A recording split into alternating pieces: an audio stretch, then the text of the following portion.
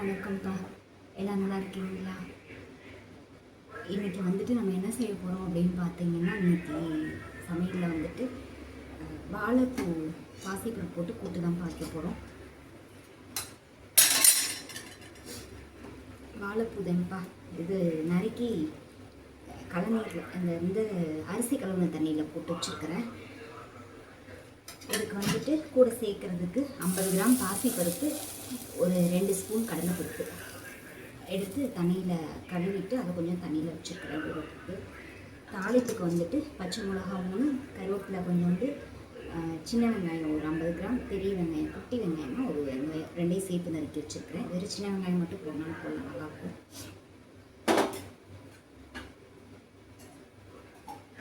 அவ்வளோதான்ப்பா. இது வந்து நம்ம அப்படியே தாளிச்சு விட்டுடலாம்.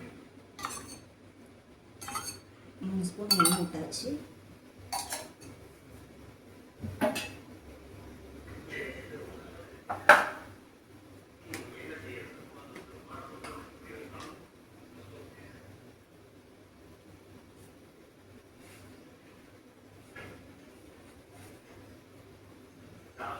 கடுகு 1 ஸ்பூன் போட்டுக்கலாம். கடுகு நம்ம 1 ஸ்பூன் போட்டு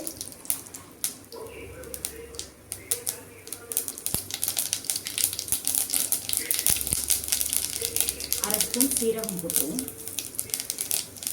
சீரகமும் பொரிஞ்சிருச்சு. இதை அப்படியே எல்லாத்தையும் சேர்த்து போட்டுருவோம்.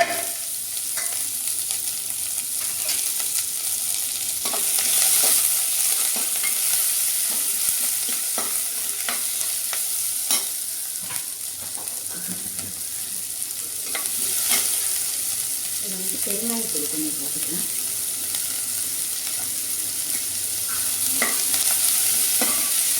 ஒரு 1/4 ஸ்பூன் பெருங்காயம் போட்டுக்கலாம்.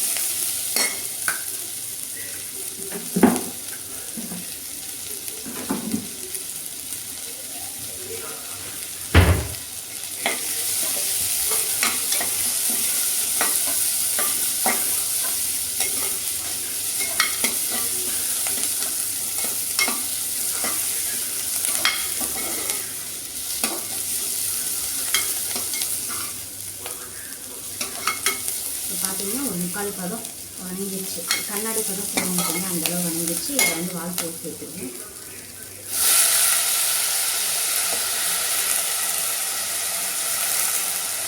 அரிசி வடித்த தண்ணியில் போட்டு கருப்பிடிக்க ஆரம்பிச்சிச்சு. கொஞ்சம் மோர் விட்டு ஒரு 2 ஸ்பூன் மோர் விட்டு அதில் போட்டோம் அப்படின்னா லைட்டாக கருப்பு பண்ணி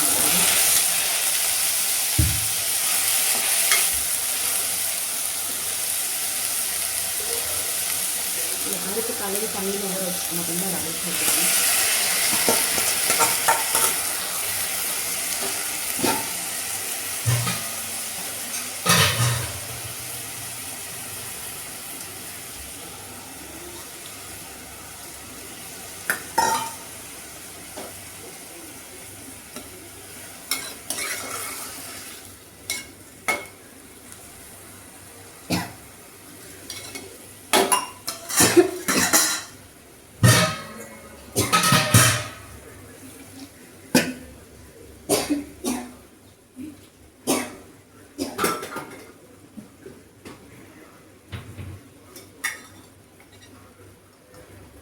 ஒரு அரை ஸ்பூன் மஞ்சள் பொடி. அவ்வளோதான். இதில் என்ன சேர்த்துருக்கோன்னா வேறு ஒன்றுமே இல்லை. கடுகு, கருவேப்பிலை, சீரகம், பச்சை மிளகா, பெருங்காயத்தூள், கடலைப்பருப்பு 1 ஸ்பூன், 50 கிராம் பாசிப்பருப்பு, வாழைப்பூ. வாழைப்பூ வந்துட்டு ஒரு 200 கிராம் இருக்கும். வாழைப்பூ கட் பண்ணி எடுத்ததில் வந்துட்டு ஒரு 200 கிராம். இப்போ வந்துட்டு நல்லா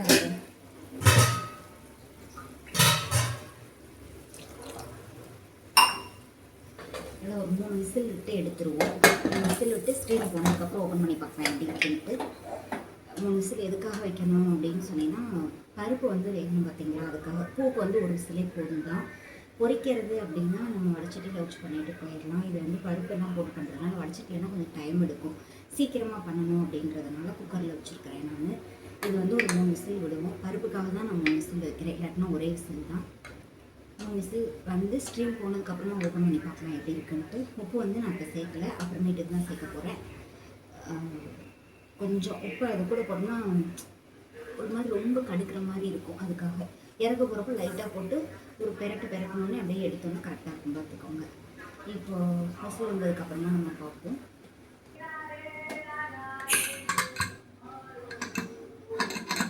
இப்போ 3 விசில் விட்டு நல்லா ஸ்டீம் போயிடுச்சு. எடுத்து பார்ப்போம் எப்படி இருக்கும்.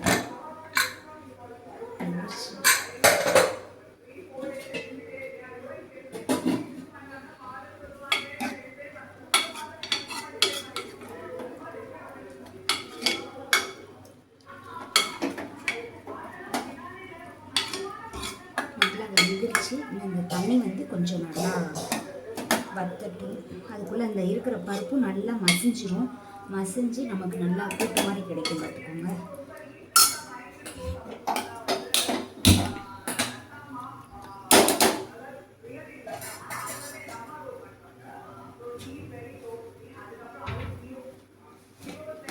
இந்த டைமில் வந்துட்டு தேவையான அளவு உப்பு கொஞ்சமாக போட்டுக்குவோம்.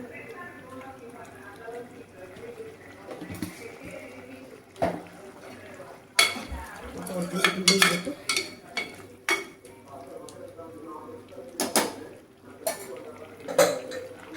மூடி போடலாம். சும்மா மட்டும் அப்படியே வச்சு மட்டும் விட்டுருவோம். ஒரு 5 நிமிஷம் அந்த இருக்கிற தண்ணி வந்து வத்திடும். கொஞ்சம் தண்ணி இருக்கிறப்போ நம்ம எடுத்தோம் அப்படின்னா கொஞ்சம் கூட்ட மாதிரி இருக்கும். அந்த டைமில் அப்படியே எடுத்து வச்சுக்கலாம். இது ஒரு 5 நிமிஷம் இருக்கட்டும். ஓப்பன் பண்ணி பார்க்கலாம் எப்படி இருக்குன்ட்டு. அவ்வளோதானேப்பா. இப்போ வந்து நம்ம ஒரு 5 நிமிஷம் இருக்கட்டும்னு வச்சுருந்தோம். ஆனால் அதுக்கு முன்னாடியே எடுத்துடலாம். தண்ணி வற்றி அப்போ அது இருந்ததுக்கு இப்போ தண்ணி வற்றி நல்லா பிறண்டு வந்துருச்சு. இந்த அளவில் நம்ம இறக்கி வச்சிட்டோம் அப்படின்னா பருப்பு நம்ம நிறையா சேர்த்துருக்கிறதுனால கெட்டியாயிரும். பார்த்துக்கோங்க. அப்போ காய் மாதிரி வச்சு சாப்பிட்றதுக்கு கரெக்டாக இருக்கும். சாதத்தில் போட்டு பெரட்டி சாப்பிடணும் அப்படின்னு நினச்சா ஃபஸ்ட்டு நான் காமிச்சேன் பார்த்தீங்களா, அந்த அளவில் இறக்கி வச்சோம் அப்படின்னோம்னா அதை விட கொஞ்சம் தண்ணி வற்றி கூட்டு மாதிரி நமக்கு இன்னும் நல்லா இதை விட கொஞ்சம் தண்ணியாக கிடைக்கும். இதை விட இன்னும் கொஞ்சம் தண்ணி லூஸாக இருக்கும். சாதத்தில் போட்டு பெரட்டி சாப்பிட கரெக்டாக இருக்கும். இப்போ இதையும் போட்டு பெரட்டி சாப்பிட்லாம். சூடோடு வேணும் போட்டு வச்சு பெரட்டி சாப்பிட்லாம். ஆறிடுச்சு அப்படின்னா நம்ம பருப்பு வந்து நிறையா போட்டிருக்கிறதுனால கெட்டியாயிரும். பார்த்துக்கோங்க. அப்போ காய் மாதிரி தான் வச்சு சாப்பிட முடியும். நான் எதுக்காக பருப்பு நிறையா போட்டிருக்கேன் அப்படின்னா பசங்க வந்து சாப்பிட மாட்டாங்க வாழைப்பூ. ஒரு மாதிரி துவப்பு தன்மையாக இருக்குது அப்படின்னு சொல்லிட்டு தண்ணியை எடுத்துட்டோம் அப்படின்னாலும் அதில் சத்து கிடையாது. அந்த தண்ணியை எடுத்து தனியாக கொடுக்கலான்னாலும் குடிக்கவும் மாட்டாங்க. அதனால் வந்துட்டு பருப்பை நம்ம எக்ஸ்ட்ரா போட்டு வச்சோம் அப்படின்னா அந்த துவப்பு தன்மை கம்மியாகிடும். பார்த்துக்கோங்க. அந்த ஒரு காரணத்துக்காக தான் நான் வந்து பருப்பு அதிகமாக சேர்க்குறது. அப்போ பாசி பருப்பு மட்டும் போட்டோம் அப்படின்னோம்னா ஒரு மாதிரி விழுவிழுப்பு இதுவும் அதுவும் சேர்ந்து ஒரு மாதிரி லைட்டாக விழுவிழுப்பு தன்மையாக இருக்கும். பருப்பு நல்லா குழஞ்சிருது, விழுவிழுப்பு தன்மையாக இருக்கும். கடலை பருப்பு கொஞ்சம் கலந்து போட்டோம் அப்படின்னாக்கா நமக்கு சாப்பிட்றப்போ கொஞ்சம் அந்த பருப்பு தன்மை தெரியும். பார்த்துக்கோங்க. அதுக்காக தான் நான் கடலை பருப்பும் சேர்த்து போடுறேன். பாசி பருப்பு அதிகமாக போடுறதுக்கு காரணம் அந்த துவப்பு தன்மை இல்லாமல் இருக்கும் அப்படின்றதுக்காக, பசங்களுக்காக. இப்போ பெரியவங்க நம்ம சாப்பிட்றது அப்படின்னா துவப்பு தன்மை நம்ம எடுத்துக்கலாம். கொஞ்சமாக வந்து பருப்பு போட்டால் போதும். இப்போ நான் 50 கிராம் எடுத்துக்கிட்டேன்னா அதில் பாதி போட்டாலே போதுமான அளவு. இவ்வளோதாங்க. வாழைப்பூ கூட்டு பாசிப்பருப்பு போட்டு கூட்டு காய் மாதிரி தொட்டுக்கவும் வச்சுக்கலாம். சாதத்தில் போட்டு பெரட்டியும் சாப்பிட்டுக்கலாம். நல்லாயிருக்கும். அவ்வளோதான். எப்படி இருக்குது அப்படின்றத பார்த்துட்டு கமெண்டில் சொல்லுங்கள். செஞ்சு பாருங்கள். பிடிச்சிருந்துச்சுன்னா லைக் பண்ணி ஷேர் பண்ணுங்கள். கிருத்திக் சேனலை சப்ஸ்கிரைப் பண்ணிக்கோங்க. அடுத்த ஒரு வீடியோவில் பார்க்கலாம். உண்மைக்குமே நல்லாயிருக்கும். செஞ்சு பாருங்கள். செஞ்சு பார்த்துட்டு உங்களோட கருத்தை கமெண்டில் தெரிவிங்க.